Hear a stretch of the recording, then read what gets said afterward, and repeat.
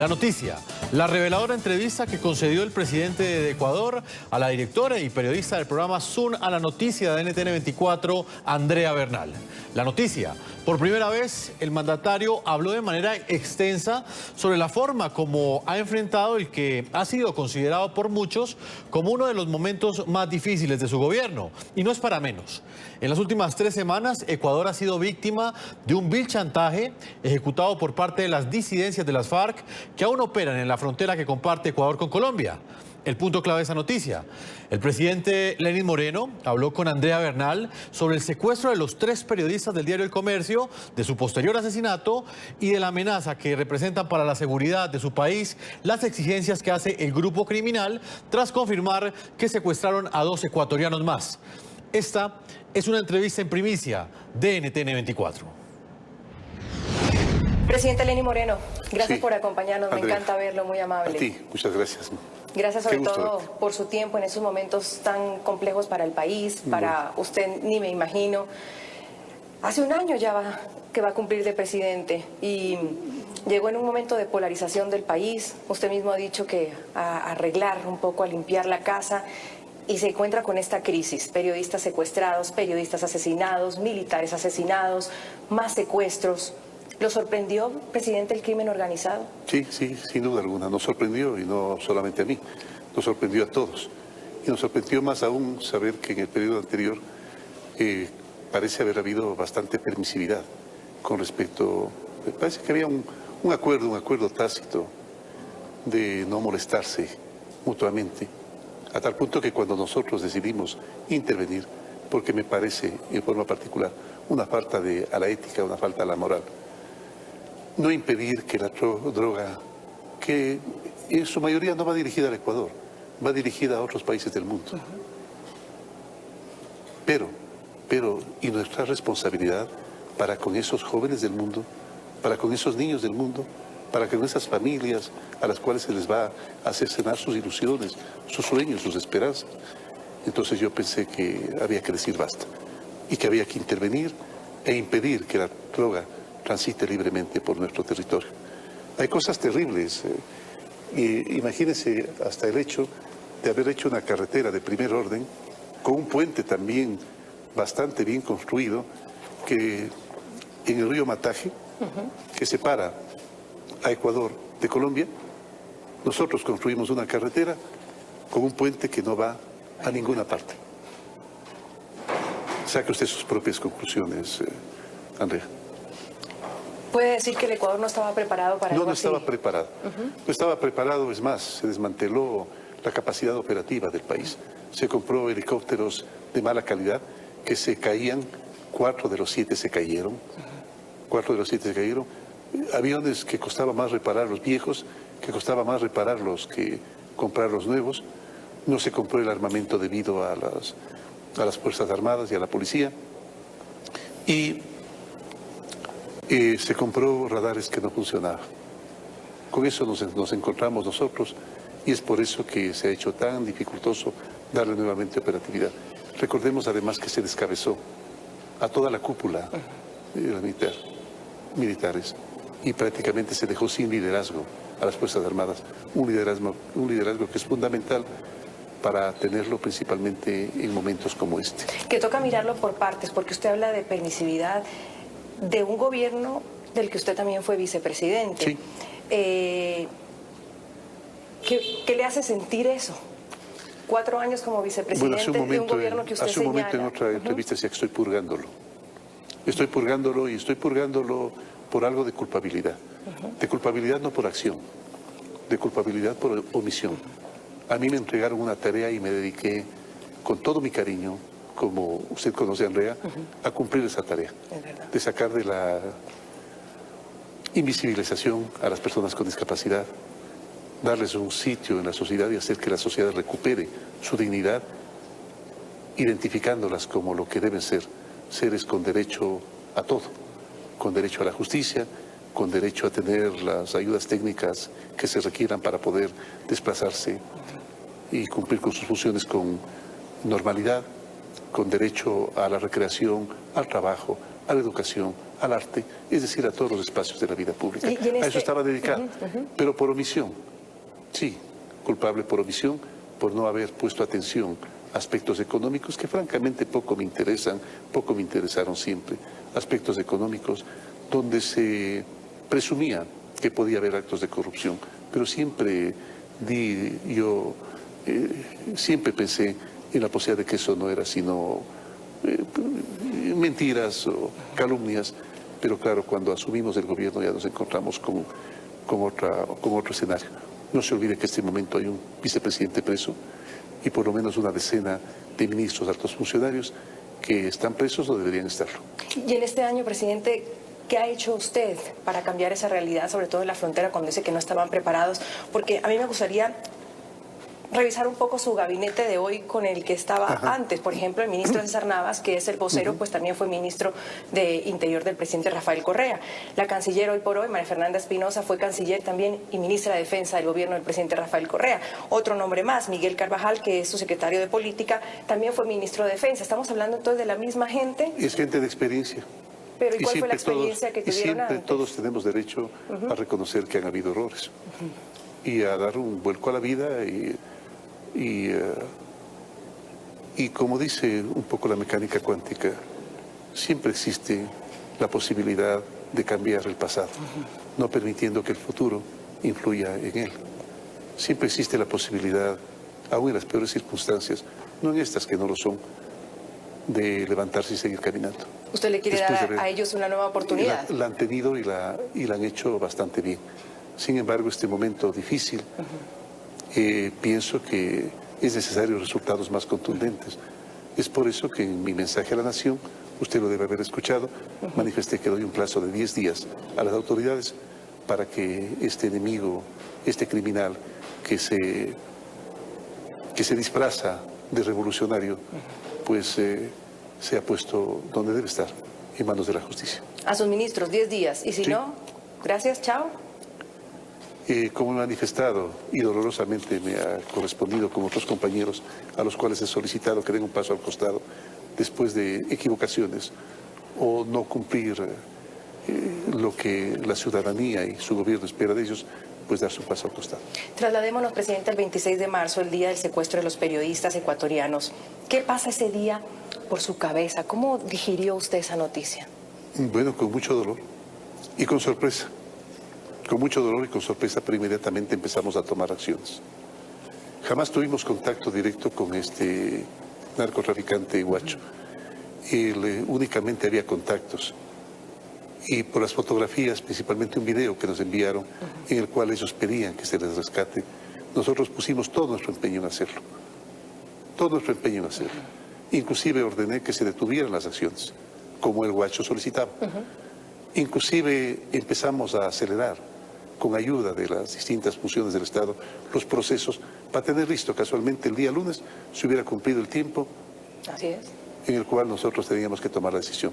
Yo estaba dispuesto, había dicho, al mayor sacrificio, a la acción más dolorosa para que nuestros hermanos queridos regresen con vida donde sus familiares. Pero lastimosamente yo creo que jamás hubo la intención por parte de Guacho de entregarlos. Es más, más de una persona presume que los mataron antes. Alguien me decía el día de ayer, es por eso que no tienen barba. A lo mejor los mataron el mismo día y para que no sean una carga. Tan sanguinario, tan desalmado es este señor y ese grupo que inclusive intentó traficar y extorsionar con sus cadáveres. Nosotros inmediatamente pedimos la ayuda internacional de la Cruz Roja, que tiene experticia, que tiene experiencia, que tiene mayor conocimiento que nosotros, porque no olvidemos que el ejercicio de poder es fundamentalmente un ejercicio de humildad, de saber reconocer de que se puede cometer errores. Yo algún momento he dicho que podemos cometer errores y hay que reconocerlos, pero que no podemos es faltar a la verdad. Y claro, nos correspondió ese momento pagar esa falta de experticia y un poco hacer lo que ellos pedían. En este momento ya hemos dicho que basta, que ya no. Las últimas semanas para el pueblo ecuatoriano han estado marcadas por un tsunami de emociones que ni ellos mismos asimilan. Pasaron del drama del secuestro de 3 de sus compatriotas al llanto y la impotencia que genera su muerte en cautiverio. Pasaron de la ira y sed de justicia a un luto de 4 días. Y del luto volvieron a la incertidumbre por cuenta de 2 nuevos plagios. Por favor, nos ayude, que nos dé la mano. Los criminales son los mismos, como lo es también su estrategia: amarrar a sus víctimas de cuello y manos y utilizarlas como chantaje para lograr sus pretensiones. ¿Pero qué hacer? ¿Negociar o buscar otra salida? Hagan lo que ellos quieran. Nosotros simplemente somos ciudadanos del Ecuador. Esa es la disyuntiva, teniendo en cuenta el fatídico desenlace del equipo del diario El Comercio. A lo largo del secuestro de los trabajadores de la prensa, diversos sectores alzaron su voz por la forma como Ecuador y Colombia manejaron el tema. Primero, negando una negociación. No estamos en ningún proceso de negociación, claro, estamos analizando, o se han abierto un sinnúmero de escenarios, desde 4 escenarios, no se los podemos decir. Para el gobierno ecuatoriano, los periodistas siempre estuvieron cautivos en territorio colombiano. Hemos ido generando las condiciones operativas necesarias que nos permitan lograr su regreso al Ecuador. Sin embargo, para el presidente Juan Manuel Santos, los hechos ocurrieron en Ecuador e hizo énfasis en que Guacho es ecuatoriano. Este hecho se produjo en el Ecuador. El alias Guacho es un ciudadano ecuatoriano. En principio se negó la posibilidad de negociar, pero luego el mandatario de los ecuatorianos explicó por qué decidió entablar un canal de comunicación con los captores. Y hemos permitido inclusive de que se detengan operaciones que anteriormente se habían ordenado, y hemos estado esperando y haciendo todos los procesos, y como yo le dije en algún momento, estaba dispuesto a todos los sacrificios para que nuestros ciudadanos queridos regresen con vida. Admitió que se equivocó. El pueblo ecuatoriano es generoso, perdona cuando uno comete errores. Incluso ordenó levantar la reserva y allí se develó que no solo hubo un canal de comunicación, sino que a través de este se le envió un video a alias Guacho de los delincuentes por los que él pedía el canje. Que el gobierno nos está ayudando muchísimo con el procedimiento y todo eso, y nos van a liberar lo más pronto posible, si Dios quiere. Sin duda, solucionar el nuevo secuestro de Guacho a una pareja ecuatoriana será el nuevo reto para Lenín Moreno, que tiene sobre la mesa si negociar o no con terroristas.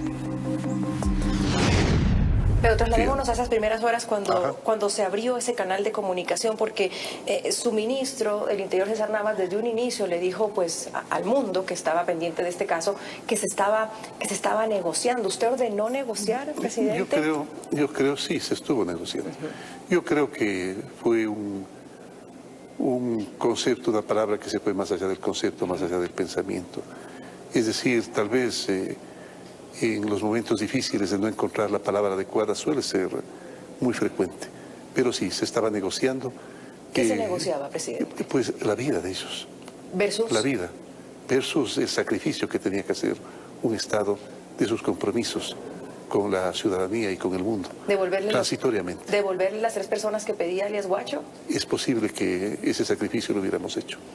Estábamos dispuestos al máximo sacrificio, lo había dicho, si es que se entregaba con vida a nuestros ciudadanos. Ese momento antepusimos el corazón a la razón. ¿Usted estaba dispuesto a entregar a 3 terroristas, narcotraficantes, de vuelta por nuestros connacionales, por nuestros periodistas? Por esta única ocasión y por la circunstancia que rodeaba, sí, lo hubiera hecho. ¿Se arrepiente hoy de haber abierto ese canal de comunicación? No. ¿De haber abierto esa puerta? No, así como no me arrepiento de haber cedido al pedido que hace un familiar de que hagamos una comisión de transparencia. Entonces, hemos cedido aquello y hemos puesto en consideración de ellos algunas instituciones que podrían cumplir con esa tarea, y ellos la están seleccionando. Sí, transparencia. ¿Transparencia para qué? Para que haya paz en los corazones de los familiares, y transparencia para que nosotros podamos detectar nuestros aciertos y nuestros errores para o no repetirlos o repetirlos si es que hace falta. ¿Queda en su corazón, presidente, que a los familiares siempre se les habló con la verdad? Sí, sí. Yo conversé con ellos, inclusive les dije que estábamos haciendo todo, inclusive, vuelvo a recalcar, las palabras mías fueron al máximo sacrificio para que sus familiares regresen con vida. ¿Qué falló? Es decir, si se tenía una comunicación, si había la apertura que usted nos está diciendo, claro que nos revela que quizás los mataron mucho antes, donde hubo un quiebre, se falló presidente. Se falló confiar. ¿Ustedes confiaron demasiado? Sí, se falló en confiar en que la palabra del criminal tenía valor. Ahora que lo veo claro, jamás tuvo la intención de entregar con vida a nuestros hermanos. Yo creo que lo que estaba es ganando tiempo para consolidar más territorialmente su poder. ¿Cómo fue para usted ese instante en el que ve esas fotos, presidente? Muy doloroso. De los periodistas. Pues. Andrea, muy doloroso. Estamos de luto, todos los ecuatorianos. Así es. Pero, eso sí, hemos manifestado que esa mansedumbre que siempre hemos demostrado nosotros, somos un pueblo de paz, somos un pueblo bueno. Y usted lo sabe, Andrea. Somos un pueblo de paz, un pueblo bueno, que secularmente ha vivido así, que ama la paz y se siente en su estado de confort en ella. Pero también podemos ser duros y también podemos tomar decisiones duras el momento en que manifestamos que no nos arredramos. ¿Por qué le dio 12 horas en esa ocasión a Guacho, presidente? Bueno, le di 12 horas porque pensé que ya era suficiente, que ya era suficiente. Es decir, porque había algunas señales que daban los expertos de que las fotos podrían no corresponder a la realidad. Claro, o sea, había un porcentaje que todavía les decía que había fe de algo. Claro, la experticia de la gente que trabaja en el ámbito forense de la policía no puede hacer pues un examen correcto, exacto, más bien dicho, no correcto, exacto de una fotografía. Y siempre dejaba abierta la posibilidad de que no. Es por eso que dije al Guacho, ya basta. Nosotros estamos dispuestos a cumplir con los requerimientos, pero entréguenos con vida, hagamos el canje con la vida de nuestros conciudadanos. Y ese día lo vimos en América Latina, en una cadena nacional muy sentido. Recuerdo que me sorprendió, le temblaba la voz, parecía que usted iba a quebrarse en ese momento. ¿Estuvo a punto, presidente? ¿Le costó ese día esa cadena nacional? Yo creo que todos los ecuatorianos estábamos en la misma situación. Al mismo tiempo nos acompañaba el dolor, pero también la ira. ¿Usted estaba más enojado? Estábamos enojados, por supuesto que estábamos enojados. Estábamos enojados y no podía ser de otra manera. Había una enorme posibilidad de que hayan cegado la vida de nuestros compatriotas. ¿Cómo fue el instante, presidente, donde usted se reúne con esas familias y les dice que sus queridos, que sus amigos, que sus hijos, que sus novios, esposos, hermanos estaban muertos? Bueno, hay diferentes reacciones. La suya primero. Sí, diferentes reacciones. Y casualmente, un momento antes, el ministro de Defensa de Colombia, que gentilmente está dando su asesoramiento, recordemos que Colombia tiene mucha experiencia en este ámbito y se ha ofrecido abiertamente el presidente Santos a tener un canal abierto permanentemente para poder conversar y poder tratar de esta corresponsabilidad en el tema. El ministro de Defensa nos dijo, el principal recurso que tienen ellos es el de quebrar la unidad de una nación. ¿Cómo? Haciendo que los familiares identifiquen como culpables a los gobernantes y no a los criminales. Entonces yo me quedé en la cabeza. Y con eso en la cabeza pasé a conversar con ellos. Hubo momentos muy difíciles. Inclusive había una señora querida que me manifestó muy duramente su descontento. Yo entendí su posición. Soy una persona calmada. Conversé con ellos, sentí como propio el dolor, que era lo más importante, y así lo manifesté, con verdad, lo que yo sentía, con verdad lo que habíamos hecho, y con verdad también que estábamos dispuestos a transparentar absolutamente todo lo que había ocurrido. ¿Lloró alguna vez, presidente, con su esposa, con su familia, con alguno de los que nos acompaña aquí? Sí. Ese momento se me fueron las lágrimas. se me fueron las lágrimas y tal vez eso fue la razón por la cual la señora, el momento en que yo manifesté mis últimas palabras, ella con un símbolo de paz dijo amén. Qué duro, ¿ah? Sí, es duro. Es duro, pero es tarea de un gobernante saber sacar fuerzas de una flaqueza. ¿Y de dónde la saca, presidente? Bueno, allí siempre está. No olvidemos que Jesucristo nos dejó como enseñanza las virtudes, nosotros las llamamos valores. Y entre por una parte las virtudes teologales que supuestamente nos acercan a Dios. Ser muy creyente. Y las virtudes cardinales, que más o menos como los puntos cardinales enseñan el camino que uno puede optar. Y en este momento el camino es la fortaleza y la justicia. ¿Siempre supieron, presidente, que los periodistas estaban en Colombia y que fueron asesinados en Colombia? Bueno, nosotros teníamos la certeza de que así era. En algún momento el gobierno colombiano, tal vez un poco desinformado en este tema, dijo algunas imprecisiones, pero luego las rectificaron. Qué bueno. Mire qué nobleza de corazón es saber rectificar el momento en que uno se equivoca. Al final, presidente, el presidente Santos, cuando ya se habían asesinado a los periodistas. Bueno, pero es que entendemos nosotros que ellos también estaban haciendo todos los esfuerzos para que los periodistas regresen con vida. El discurso también del presidente Santos y de Colombia, que alias Guacho es ecuatoriano y que eso pasó en Ecuador, ¿a usted cómo le sintió? Pero importa mucho la nacionalidad. Pregunto yo porque el presidente Santos es el que hace énfasis en que es ecuatoriano. Pero, bueno, yo respeto, por supuesto, el pensamiento del presidente Santos, no faltaba más. Es un querido amigo con el cual estamos trabajando conjuntamente, coordinadamente, para que esto tenga una solución feliz. Pero, claro, lo que manifestaba hace un momento, ¿acaso importa realmente de dónde sea? Lo importante es que su acción criminal de la producción de la coca y el procesamiento de la cocaína la realiza en el territorio colombiano. Aquí en el Ecuador no hay plantaciones de coca, ni hay laboratorios de procesamiento de cocaína. Pero lo que sí es verdad es que el tránsito lo estaba haciendo a través del río Mataje, por ejemplo, de carreteras como estas, en las cuales, pues, lastimosamente lo hacía de manera libre. Y lo hacía tan de manera libre que ahora se encuentran, ya cuando se interviene, se encuentran muchos depósitos de cocaína. Y recordemos nosotros que en las playas de Esmeraldas y Manabí empezaban a aparecer estos paquetes típicos de la cocaína que los pescadores y los habitantes del litoral la recogían, empezaban a aparecer. ¿Por qué? Sencillamente porque tal vez descubiertos por las autoridades, quienes transportaban la cocaína la tiraban al mar o porque sus barcas se viraban.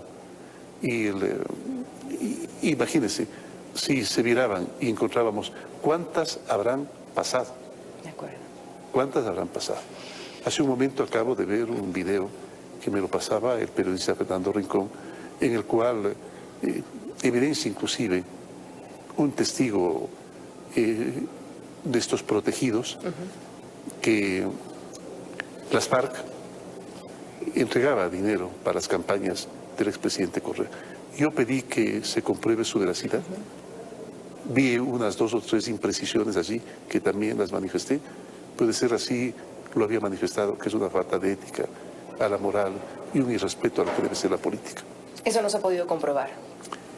Aporte de las FARC al gobierno de Rafael Correa, a la campaña de Rafael Correa. Bueno, pero nosotros lo vamos a investigar y vamos a entregar ese video a las autoridades, porque a partir de mi ascenso al gobierno, yo establecí que uno de los mecanismos para luchar contra la corrupción era el de dar autonomía a las instituciones, dar autonomía a las funciones de control. Y es por eso que ahora Contraloría y Fiscalía y el Consejo de la Judicatura, sus jueces, actúan con total y absoluta libertad, al igual que los periodistas. Actúan con absoluta y total libertad. Se vuelve a respirar libertad en el Ecuador. Tocamos el tema de las FARC, presidente. Guacho es de las disidencias de las FARC, pero él reclama un estatus de beligerancia. ¿Usted le da ese estatus? Es el disfraz que se coloca. Es el disfraz que se coloca. Inclusive escuché de un periodista, parece que muy conocido en Colombia y en el mundo, Mervin Hoyos, escuché y que parece que tiene mucho conocimiento acerca del tema. Él es de la organización de secuestrados en Colombia. Sí, escuché un criterio de que no había habido tal fraccionamiento de las FARC, de que las FARC, un poco con antecedentes, que sería muy largo relatarlos en este momento, que como por antecedentes X conservaban un brazo armado y conservaban un brazo de financiación.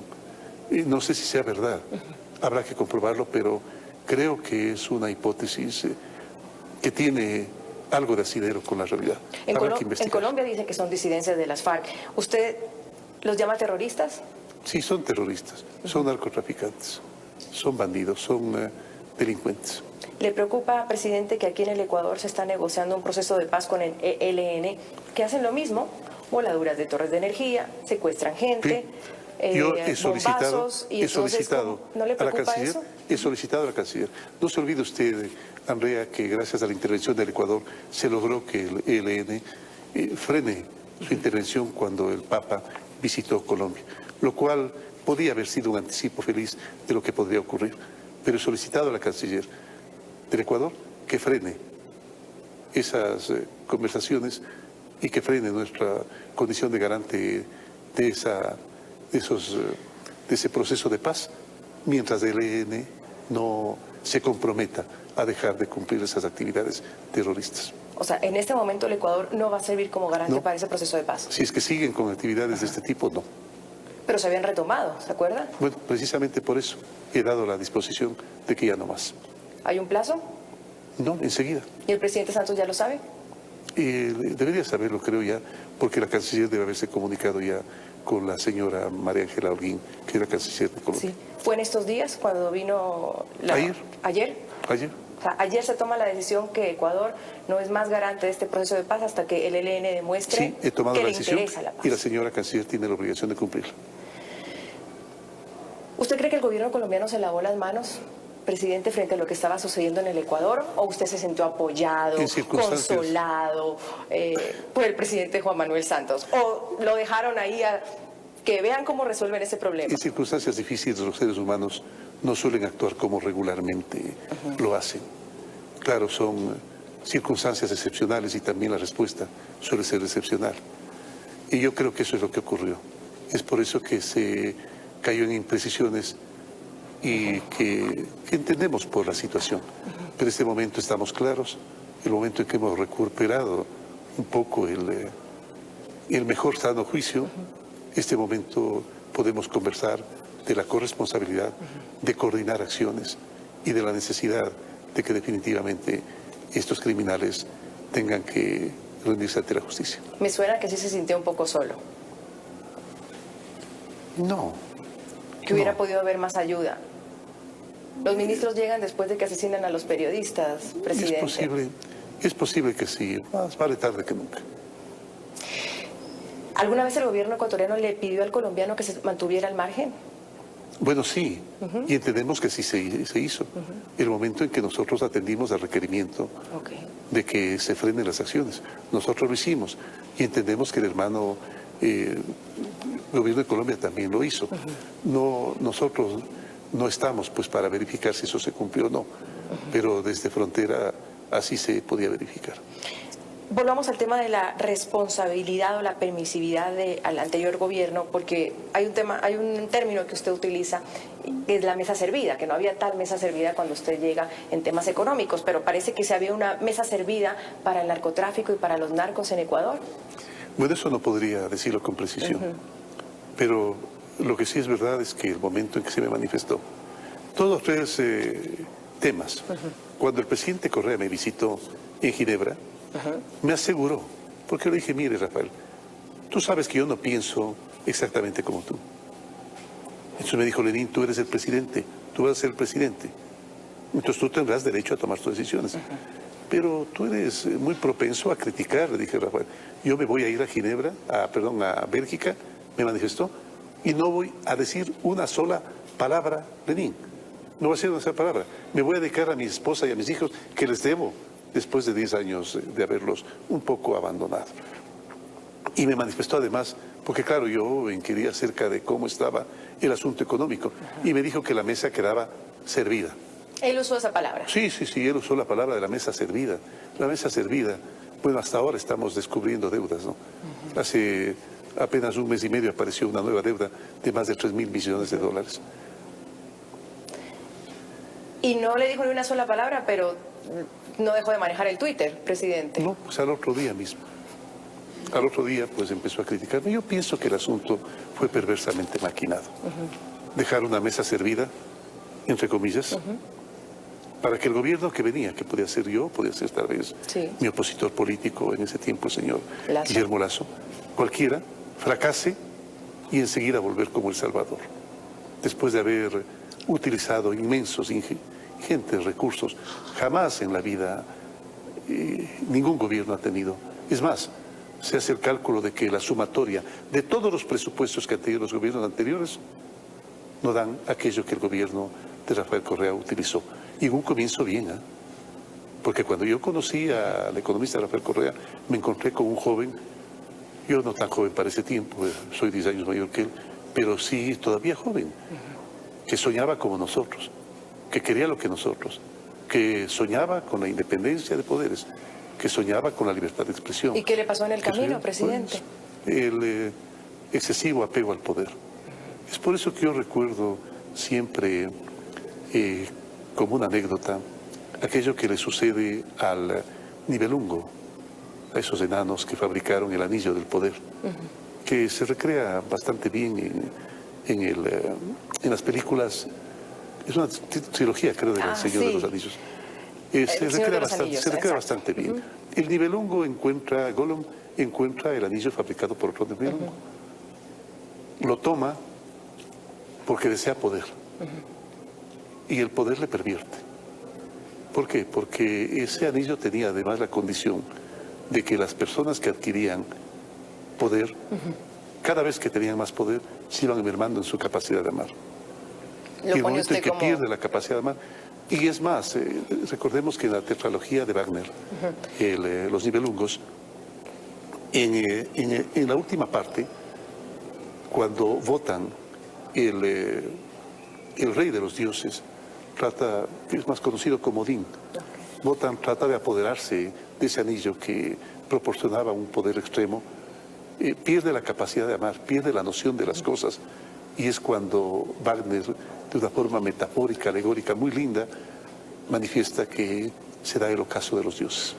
Así es cuando el ser humano se olvida de los dioses. La analogía al presidente Rafael Correa. Me parece que algo así ocurrió, el exceso, el querer excesivamente el poder, el querer pertenecerse el poder, lastimosamente pervierte, le pervierte a uno, le vuelve un ser siniestro, pervierte el círculo que se vuelve excesivamente lambón y sobre todo pervierte la capacidad de identificar con claridad, diferenciar lo que está bien y lo que está mal. Es por eso que inclusive el presidente Correa ahora se anda paseando al mundo en aviones privados con guardia personal que a veces deslumbra la cantidad, porque nosotros no tenemos entregado, no les tenemos dado tanta, y anda hablando de que siempre desconfió de mí. Él dice de que siempre creyó que yo era una mala persona. Y yo siempre manifesté y creí que él era una buena persona. ¿Y usted en esos 8 años que trabajó con él, siempre se llevó bien con él? Sí. ¿Sí? Sí, nos llevamos bien. O sea, el quiebre se da después. Cuando yo me fui a Ginebra, como enviado especial de Naciones Unidas, yo dejé a una persona que todavía creía en no perennizarse en el poder. Entonces, se equivocó, presidente. Él dice que siempre tuvo una mala opinión de mí. Y yo he manifestado que tuve una buena opinión de él. Pero es probable que ambos hayamos estado equivocados. Volvamos al tema de la permisividad y lo que hablábamos de desmantelar la capacidad operativa de las fuerzas militares. Eso es uno, pero hay también un problema, presidente, con la inteligencia en el Ecuador, el tema del manejo de la inteligencia en el país, porque se combate más a este tipo de terroristas y narcotraficantes con esa arma, claro, con la inteligencia militar. Inteligencia que debía haber estado dedicada a ello. Bueno, me leyó la mente. ¿Qué ha pasado? ¿Qué pasó con la inteligencia militar en el país? Entonces es una inteligencia que presumimos se dedicó a investigar, a hackear, a intervenir los teléfonos de personas del país. ¿A perseguir opositores, presidente? Es probable que así haya ocurrido. ¿Y usted no ha logrado determinarlo todavía? ¿Qué hizo inteligencia durante todos esos años cuando hoy la necesita y no la tiene? Bueno, nosotros hemos nombrado un nuevo director de inteligencia. Esperamos que esa inteligencia de ahora en adelante esté dedicada a aquello que es beneficioso para el Estado, beneficioso para que el gobierno pueda cumplir sus tareas con efectividad, con eficiencia. Diversos métodos, diversas motivaciones, pero igual de crueles e inhumanos. Lo fueron los campos de secuestrados de las FARC en las épocas más fuertes del terror que impusieron a los colombianos. Las cadenas y los candados con los que sometieron a miles de secuestrados mostraron al mundo la crudeza del accionar criminal de las FARC. Muchos jamás pudieron regresar a sus hogares. Fueron asesinados en cautiverio. Un pasado triste que no parece superado con la desmovilización de la guerrilla de las FARC. Ahora el horror también lo imponen agrupaciones disidentes de las FARC, como la que comanda alias Guacho en el suroccidente colombiano. Estos criminales también han decidido transar sus pretensiones con la vida de inocentes, como la de los 3 reporteros del diario El Comercio de Ecuador, secuestrados el 26 de marzo en zona de frontera con Colombia. Que accedan al diálogo y que accedan a ese intercambio de detenidos cuanto antes. Estamos bien físicamente, pero ya emocionalmente ya no estamos desfalleciendo. Los 3 secuestrados, Javier Ortega, Paul Rivas y Efraín Segarra, fueron asesinados en cautiverio. Y mientras sus familias esperan recuperar los cuerpos para tratar de cerrar este doloroso capítulo, el mismo grupo criminal de Guacho persiste en el atroz crimen del secuestro. Las autoridades ecuatorianas así lo confirmaron al revelar el video de supervivencia de una pareja de ecuatorianos en cautiverio. Que no nos pase lo que nos pasó a los periodistas. Nosotros tenemos hijos, tenemos familia que ir a ver al Ecuador. Ellos son Katy Vanessa Velasco Pinargote y Oscar Efrem Villasís Gómez. Nosotros no tenemos nada que ver en esta guerra, por favor, señor presidente. Eso es lo que ellos quieran. Amarrados con cuerdas, aparecen en medio de 2 de sus carceleros. La pareja fue secuestrada el pasado 12 de abril. Hasta ese día, sus familiares tuvieron contacto. Katy y Oscar habían viajado a la ciudad de San Lorenzo, en la provincia Esmeraldas, desde su domicilio en la provincia de Santo Domingo de Sáchilas, para concretar el pago de un negocio personal. Casi 20 días después, presidente, hay un nuevo secuestro, una pareja, ustedes dieron la prueba de vida, la vimos. ¿Qué se sabe de ellos? ¿Han tenido otra comunicación con alias Guacho? ¿Porque se volvió a abrir este canal de comunicación?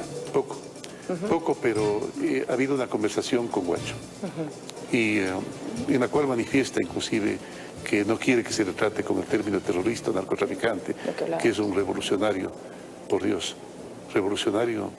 Yo fui un revolucionario. Y para mí revolucionario significó siempre ser el mejor individuo, el mejor ciudadano, el mejor padre, el mejor esposo, el mejor hijo, el mejor estudiante, el mejor trabajador. Eso es ser revolucionario. ¿Está nuevamente abierto al diálogo con ellos para recuperar a estos 2 ciudadanos? Bueno, yo entiendo que los canales del diálogo siempre están presentes. O a canjear, por lo particular, entonces. lo que no vamos ya es aceptar sus condiciones. No hay canje. No hay canje. Ya nos engañó una vez. Claro, si te engañan una vez, la culpa es del otro. Pero si te engañan 2 veces, la culpa es tuya, pues. ¿Contemplaría un rescate militar de la pareja de ecuatorianos? Bueno, eso, Andrea, usted entenderá que es una cosa reservada. ¿Le puede usted asegurar a los familiares de Paul, de Javier y Efraín que tendrán los cuerpos de ellos de vuelta, presidente? Muy difícil, porque estamos tratando con un enemigo invisible que no sabemos cómo va a reaccionar. No está reaccionando como reacciona un ser humano normal. Inclusive ha intentado extorsionarnos con los cuerpos. Pero imagínense con quién estamos tratando. Ha intentado extorsionarnos con los cuerpos, lo cual no hemos aceptado, pero por supuesto sí hemos aceptado la intervención de una institución que tiene mucha experiencia, bastante más experticia y conocimiento que nosotros acerca de ello, que es la Cruz Roja Internacional. Pero si ellos están tratando el tema. Pero si siguen los operativos, no puede entrar la Cruz Roja Internacional, presidente. Bueno, yo entiendo que los operativos, del momento en que la Cruz Roja está entrando, estarán detenidos. Eso ya tendrá que informar el Ejército y la Policía. ¿Confía hoy por hoy usted en la capacidad de sus ministros para enfrentar esta crisis? ¿Le tiene confianza como la han llevado? Yo tengo confianza en que la llevan de buena fe. Pero no solo hace falta la buena fe. No solamente, claro, en más de una sino ocasión la capacidad, la experiencia, de buenas intenciones liderazgo. De buenas intenciones se dice que está empedrado el camino al infierno. De acuerdo. Bueno, sí, es decir, por eso he dado un plazo para que sea capturado el guacho y entregado a la justicia, que es donde debe estar. Nosotros no somos personas que clamamos venganza, nosotros clamamos justicia y esperamos que el guacho sea entregado ya. Y en esto se ha comprometido el gobierno colombiano en apoyar con todo, y parece que realmente lo están haciendo. En la práctica lo veremos, pero nosotros confiamos en que así esté ocurriendo. Y bueno, pues, o sea, lo demás ya es verdaderamente lo que viene. O sea, no dejar aterrorizarnos, no dejar atemorizarnos, no arredrarnos absolutamente a nada y sacar de esa mansedumbre, de esa paz que siempre hemos tenido, la valentía también como para enfrentar un momento tan difícil como este. Él es Walter Patricio Arizala, mejor conocido como alias Guacho. La primera imagen en video y la única conocida hasta el momento la obtuvo en exclusiva Noticias RCN en octubre de 2017. Realmente yo me llamo Guacho y hemos operado siempre en este alrededor de Nariño, ¿sí? Más o menos del Alto Mira, el Bajo Mira, incluso hasta la zona del Patía. Durante 10 años hemos operado por aquí. Este hombre, nacido en la provincia ecuatoriana de Esmeraldas, fue reclutado por las FARC siendo un menor de edad. Perteneció, como él mismo lo confirmó, a la columna Daniel Aldana de esa guerrilla. Hoy día es el delincuente más buscado por las autoridades de Colombia y Ecuador en la zona de frontera que comparten ambos países. La aclaración mía es decir la verdad, ¿sí? Estuve en el movimiento por 10 años, en el movimiento guerrillero de las FARC, ¿sí? Tuve un rango de comandante de guerrilla, ¿sí? Entonces, nosotros no nos acogemos al proceso de paz, no era porque no estuviéramos de acuerdo, sino que hubo una desigualdad en los guerrilleros medios, ¿sí? y la tropa. Entonces, nosotros miramos que no hay la necesidad de continuar en un proceso, lo cual el gobierno no nos está cumpliendo, ni a nosotros como guerrilleros, ni al campesinado. Alias Guacho permaneció 4 meses en una de las zonas veredales establecidas para el proceso de desmovilización de las FARC. Decidió abandonarla, supuestamente por desacuerdos con la misma guerrilla. Sin embargo, niega ser un disidente. Disidente no, es decir, ahorita seguimos activos al frente Oliver Simisterra, ¿sí? Entonces, no somos disidentes, somos guerrilleros activos todavía, ¿sí? Nos hemos retirado por ese motivo. Frente a Simisterra, así nos dominamos hoy en día. Aproximadamente ya llevamos casi 1 año y medio cuestionando y organizando para continuar nuestra lucha proletaria que tenemos. Según alias Guacho, en su frente cuenta con más de 200 hombres. No obstante, algunos centros de estudio estiman que el número es menor. Este frente contamos ahorita con 250 unidades armadas, aparte de la milicia que tenemos por fuera. Yo no creo que sea tan grande el poder, creo que él maneja muy bien la frontera, es un grupo de 80 personas, muy violentos, tienen mucho dinero, entonces pueden reclutar fácilmente. El poderío de Guacho en zonas como la del Alto Mira, en Tumaco, tiene un pilar para él fundamental, el narcotráfico. En esa región, al menos 7.000 hectáreas de cultivo de hoja de coca estarían bajo su control, de acuerdo con investigaciones de la Fundación Paz y Reconciliación. Nosotros lo único que hacemos es recoger el impuestico que nos pagan para sostener el personal, ¿sí? En el narcotráfico eso es muy mentira que nosotros no manejamos eso. Presidente, ¿qué busca alias Guacho?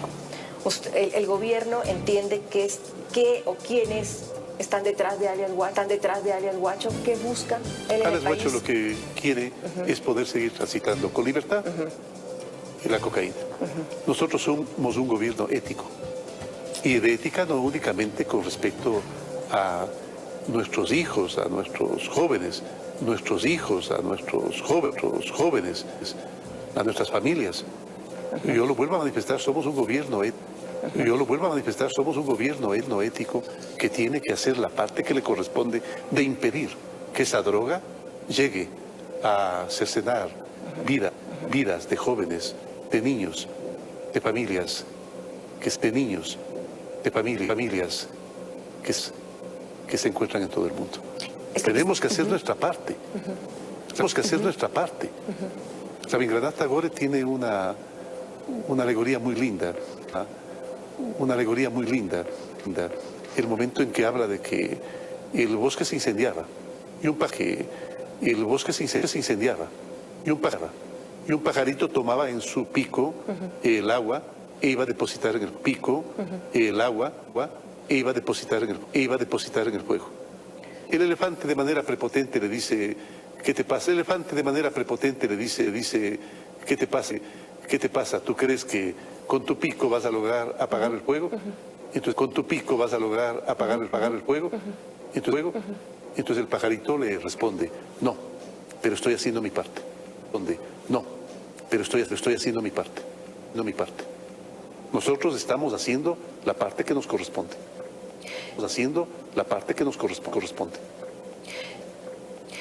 ¿Hablamos de carteles mexicanos en Ecuador?